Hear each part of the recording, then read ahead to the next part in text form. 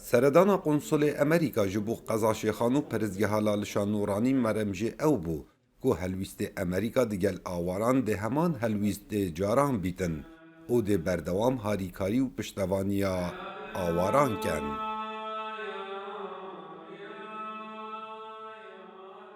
ده کنگره که روزنامه‌وانی دا قنصل امریکا لحرما کردستان وسا بحث هاریکاری ولات هفگرتی برانبر آواران کر. امریکا هفکاری هوا بود ده بردوام بده پشتوانی خلک در بدر. هر جه سال 2014 مبشداری به 3.5 میلیارد دلاران وکو آریکاری مروانی با عراق کریه. هر وسا بحث وی چنده هاتا کرن که رکفتنا شنگال امریکا همیشیان خواه دیگل جیبجه کرنه دا که روشا شنگال آرام بیتنو آواره وگرنه سر جهوارین خواه. مخابن ایرو نه همو در بدر دکارن به سلامتی و گرنه و مالین خو.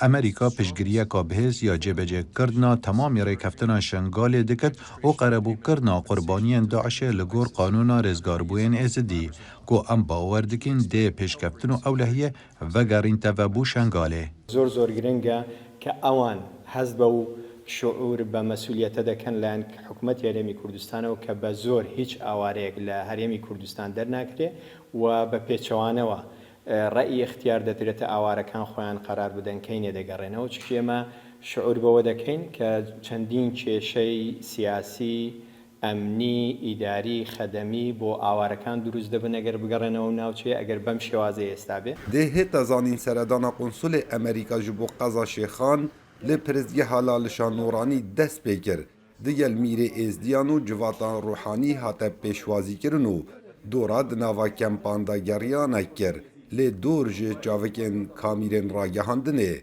لداوی سردان قایم قامی قزا شیخان کر او لسر روشا آواران دیگل سازی حکومی جویا. کاوا عمردنگ امریکا قزا شیخان.